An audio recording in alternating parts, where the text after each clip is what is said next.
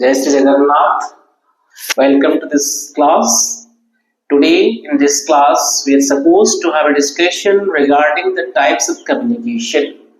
That means we are classifying the communication on the basis of different criteria.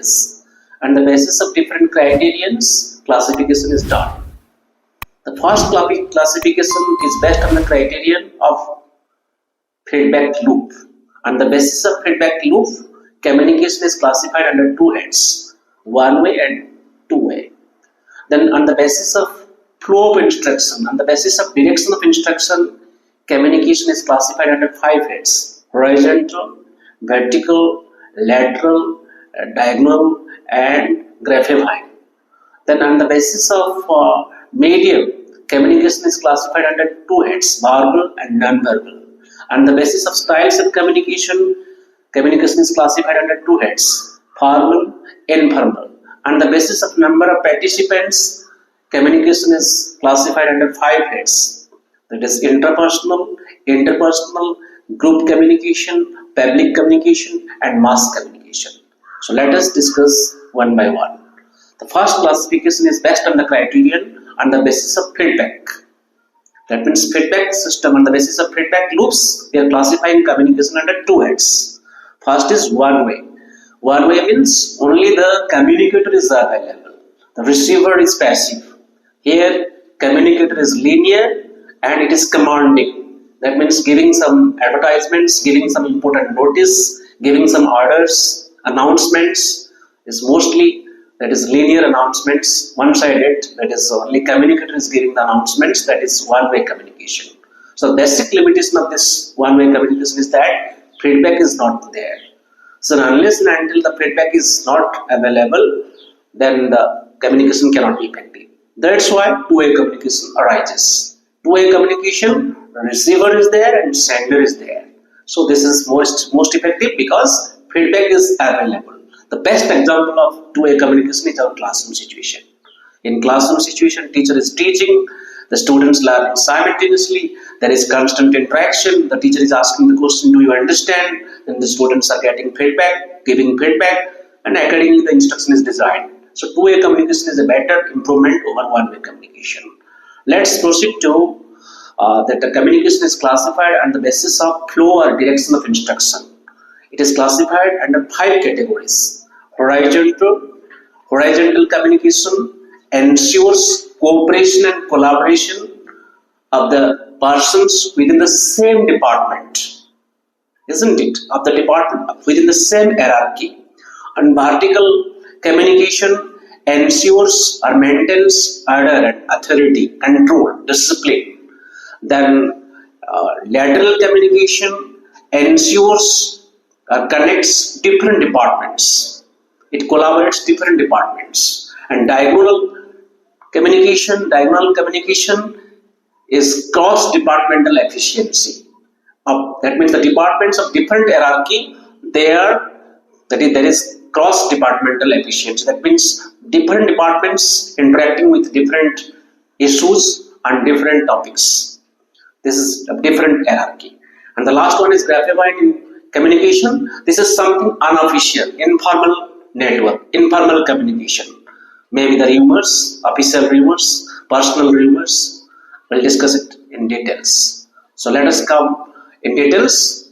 Let's come first, horizontal communication. I have already told you, horizontal communication, that means cooperation and collaboration among the faculties or the members of the same department, of the same hierarchy. An example will make it more clear. For example, two English teachers are sitting together and they are discussing about the syllabus or some possible outcomes of some important topics. This is horizontal communication. That means two teachers of the same department are working on the same matter. So here problem solving is easier because cooperation and collaboration is available.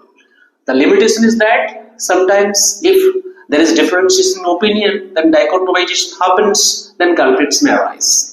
But mostly it is advantageous because when different persons of the same department working together, generally the new innovations comes and new issues comes and the communication becomes more effective. Let's come to vertical communication. Vertical communication is further classified under two heads, that is upward and downward. Downward communication means from the seniors to juniors. Upward communication means from the juniors to seniors. That means, let us first discuss downward communication, that is from seniors to juniors. That means officials to subordinates. So what officials do? They generally give commands, orders, policies, organizational issues, instructions.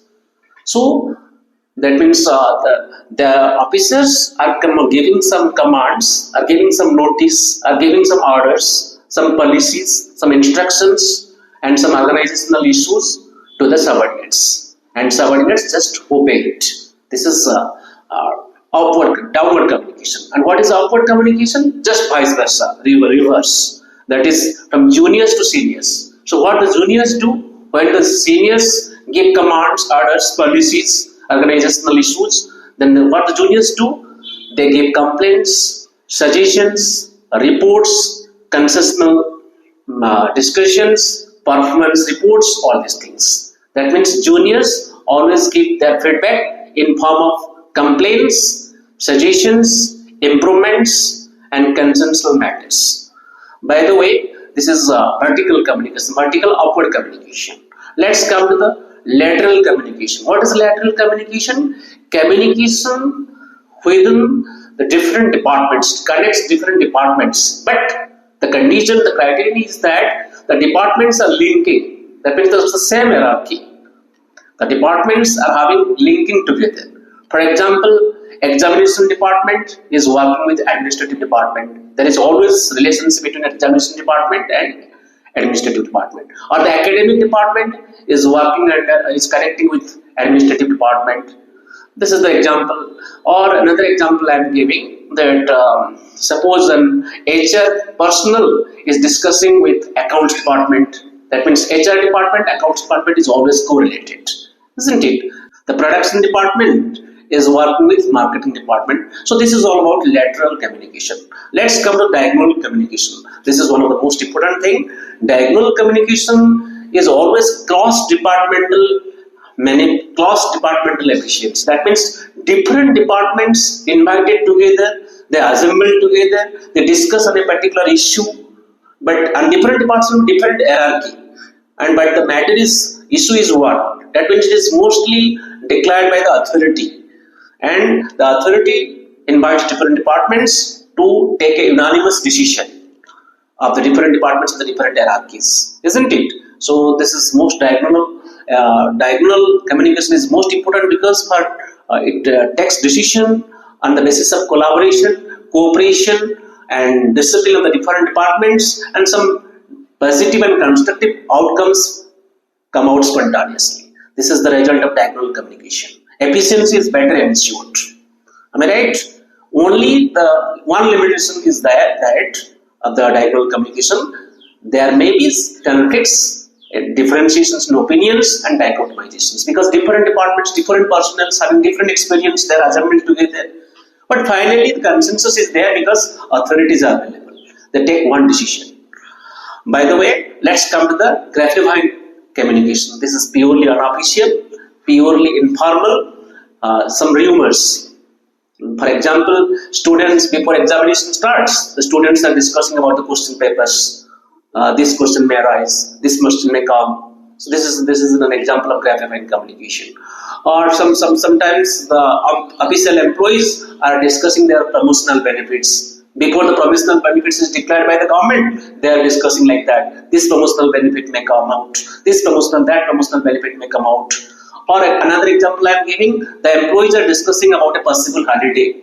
Holiday is not released by the government, but they are discussing about that, local holidays. So this is all about Grapevine. This is rumors. Another example I am giving, sometimes rumors happens. Somebody declared that, Mr. Sinha is no more. This is a rumor. And that rumor spreads rapidly. But in fact, Mr. Sinha is available. This is purely informal, this is purely unofficial, isn't it? So by the way, this is all about the communication based on the flow of instruction. Let's come to the communication based on the styles that will be discussed in the later class, that is formal setup and informal setup. Informal styles and formal styles. Let's discuss the communication classification on the basis of a number of participants. Okay, on the basis of number of participants, communication is classified under 5 heads. First is intrapersonal communication.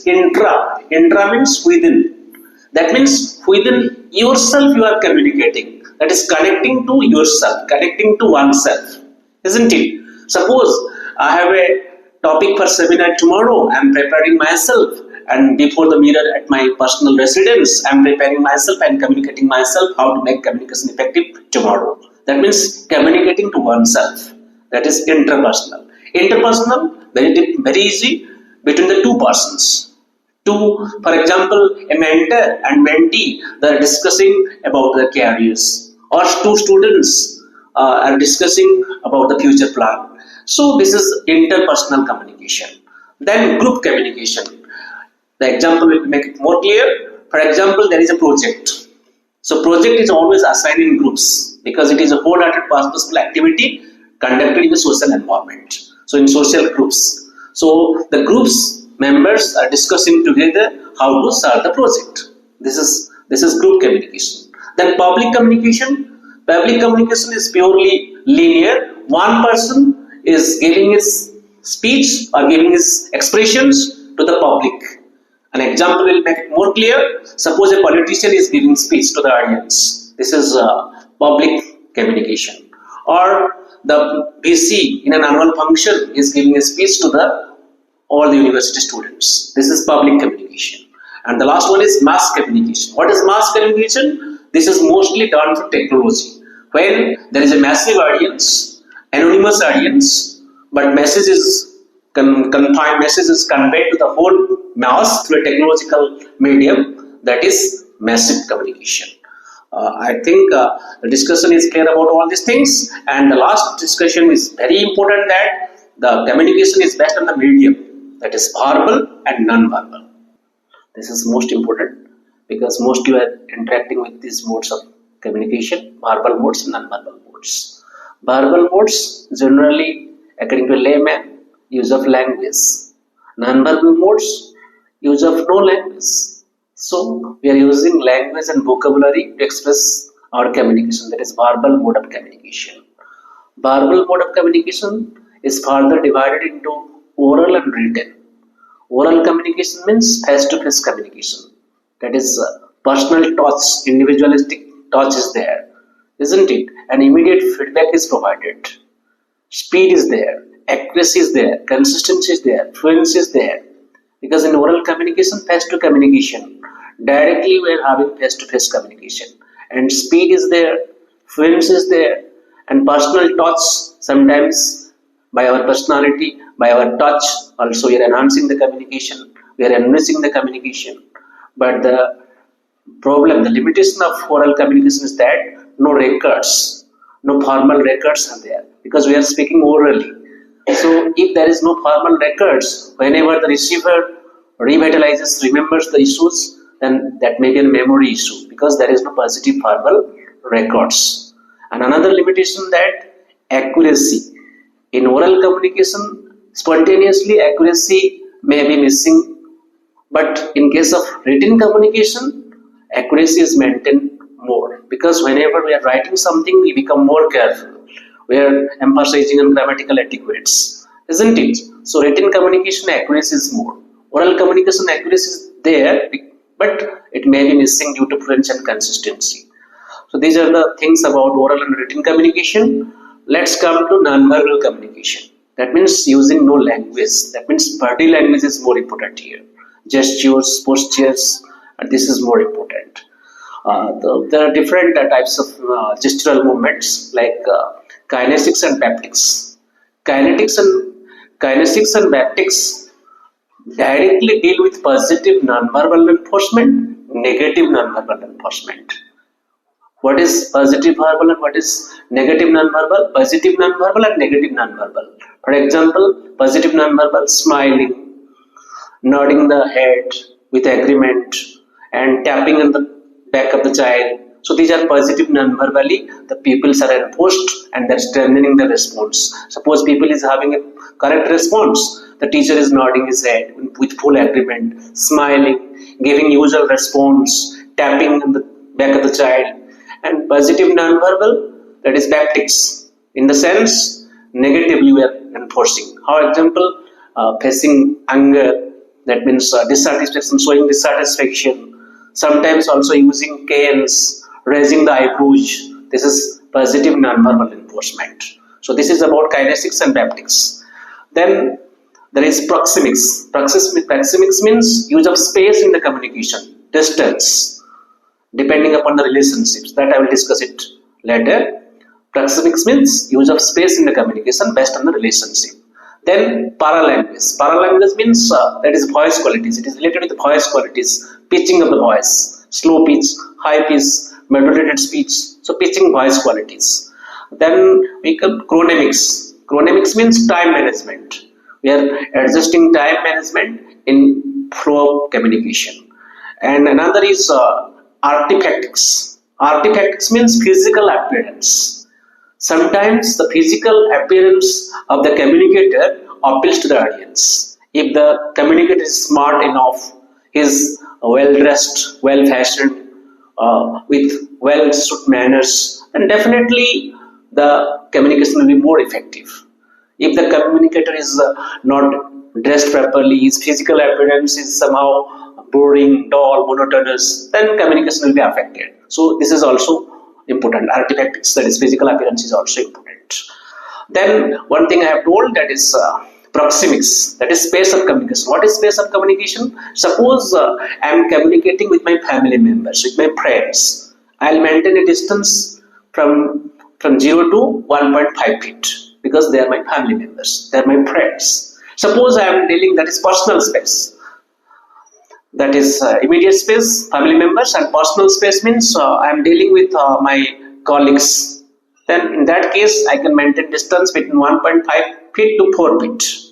Suppose social space, I am dealing with my officials, sections, with my authorities, then I can maintain distance between 4 feet to 12 feet. Then another is public space. Public space, in that case, the distance is to maintain more than 12 feet. Suppose on the public platform, we are giving a speech, the audience, the minimum distance between the speaker and the audience, more than 12 feet. So this is all about proxemics. Let's come to the cultural variations. Monochronic cultures, polychronic cultures, mostly US and German monochronic cultures. Polychronic cultures, India, Egypt, Mexico. What happens in monochronic cultures? They discuss one things at one time. But what about polychronic cultures? They discuss many things at a single time, isn't it?